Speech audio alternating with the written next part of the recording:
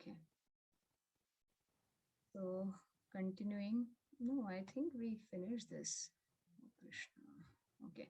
So we will start with the self and its bodies, because we completed with the reincarnation topic. And so we learned so many things in that topic, like Bhagavad Gita verses, Dehi no asmin yatha dehe, right?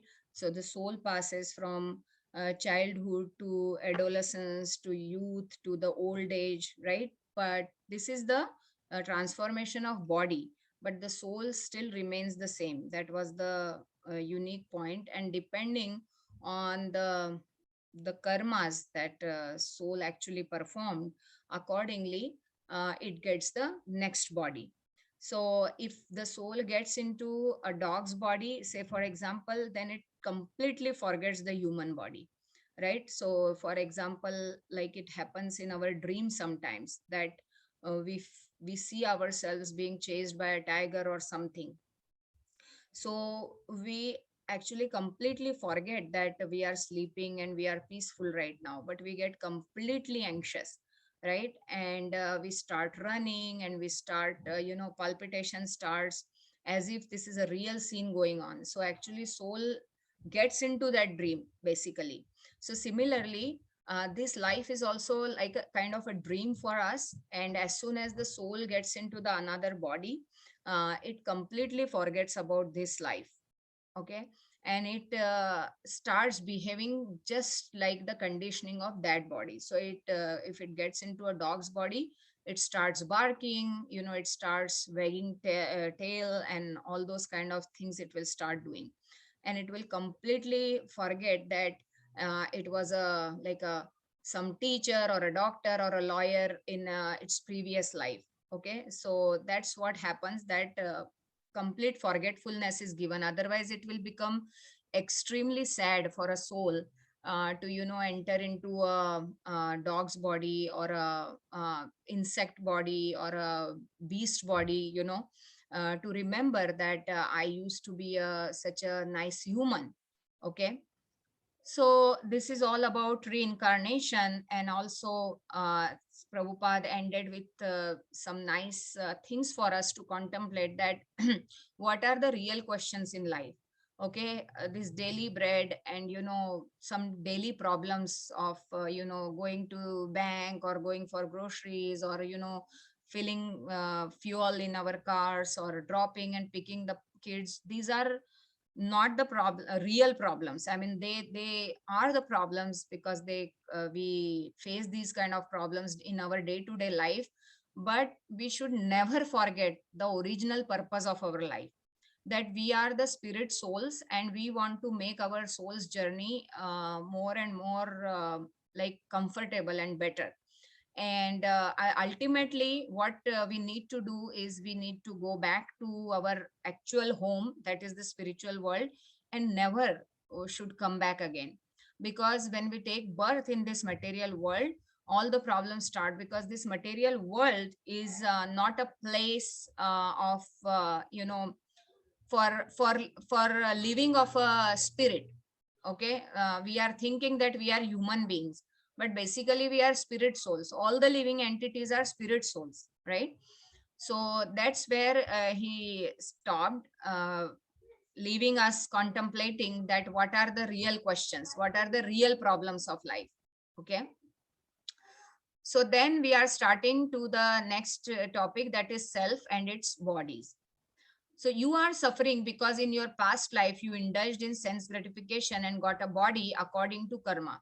Srila Prabhupada tells listeners at a lecture delivered at Hare Kṛṣṇa Center in Detroit, Michigan in June 1976. He then goes on to explain the secret of how to become free from karma and enjoy perfect happiness. So this is a very wonderful thing that we are going to learn, how to get free from our karma, right? That's what we should be learning actually. Because otherwise we will keep engaging into some or the other type of karma. It could be a good karma or a bad karma, but both are causes of entanglement. Both, even the good karma entangles us, and bad karma also entangles us. But good karma entangles in a good way, but bad karma entangles in a very, very bad way. But in any case, we will not be free from the cycle of birth and death, whether you do good karma or a bad karma. So, yathājñas tamasā yukta upāste vyaktam evahi na veda pūrvam aparaṁ naṣṭa-janma-smṛtis tathā.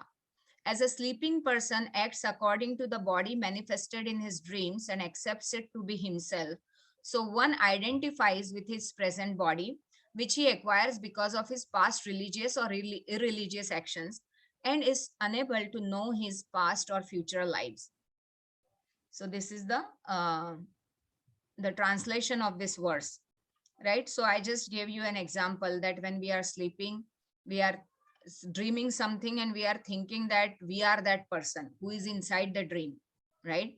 So similarly, when we wake up, we understand, oh, there was no tiger, it's just I was dreaming. And then soul starts identifying with our own selves again, like, right, like that person who was sleeping. And otherwise the soul was identifying with the person inside the dream, right?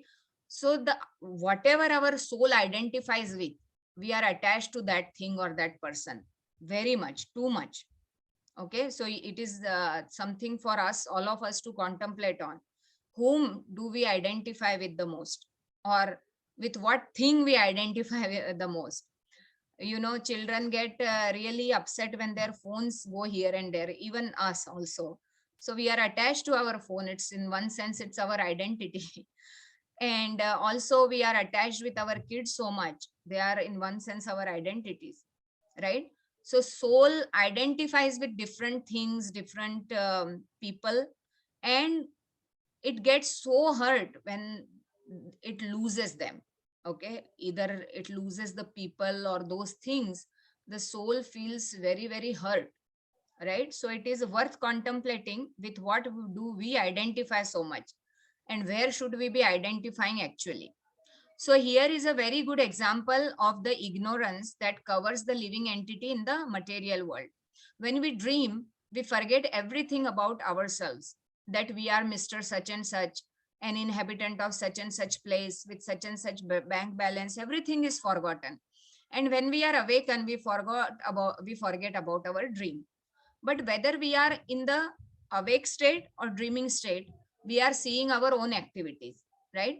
In the dream, we are the seer, and in the so-called awake condition, again, we are only the seers. So we actually, who is the seer? So if the spirit soul is removed from our body and still the eyes are there on the body, will we be able to see? We won't be, right? Because the spirit soul is out of the body. So actually, who is seeing? Or actually, who hears? Actually, who speaks?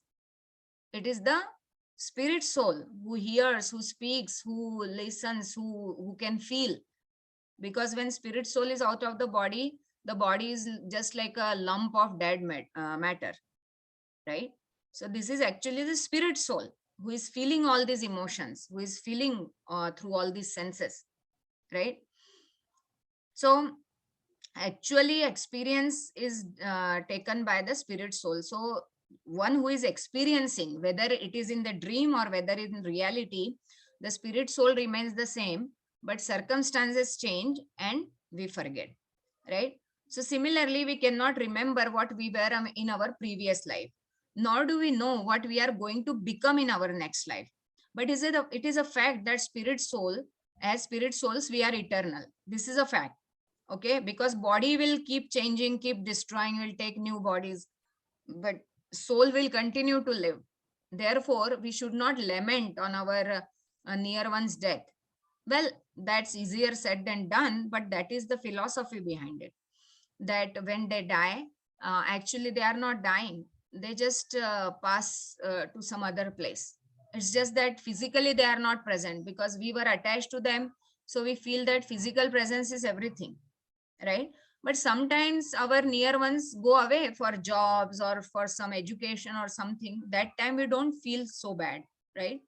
But once we know that we are not going to see them again, that's the time that hurts very badly, right? So, but still we can be rest assured that the soul never dies. And that's what actually gave me solace when I was devastated on the death of my father. So this actually gave me a promise that although I was attached with his physical presence, and that's my fault actually, I should not be. I mean, definitely a normal person will be attached, definitely. But then after all, we suffer because of that, right? So that's how I learned, I got educated. But at the same time, we should take care that we don't want to become stone hearted, right? We have emotions, we feel, and when near ones go away, then it feels very sad, and we cry for their departure and everything. We express our emotions. So that is also proof of presence of the soul, because soul has emotions.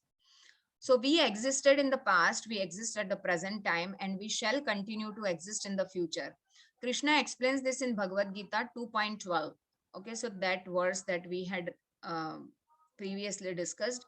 Natve vaham jatu nasam, natvam neme janadipa, na something I'm forgetting. So, O Arjuna, you and I, and all these persons who have assembled on this battlefield have existed before, and we shall continue to exist in the future. So, if we have faith in Krishna's words, then also it's the truth that soul will continue to live. Okay, this is the preliminary understanding in spiritual life, that knowing that I am eternal. Okay, so we don't need to feel bad about certain circumstances in our life, because nobody can, check our existence. Sometimes people say something and we feel like it's death, it's kind of insult, right? But always we need to remember that nobody can check our existence. We will always be existing, so we need not to fear on that front. But we need to come to a spiritual platform for all these kind of understandings. So yeah, I will stop here, and let's see if there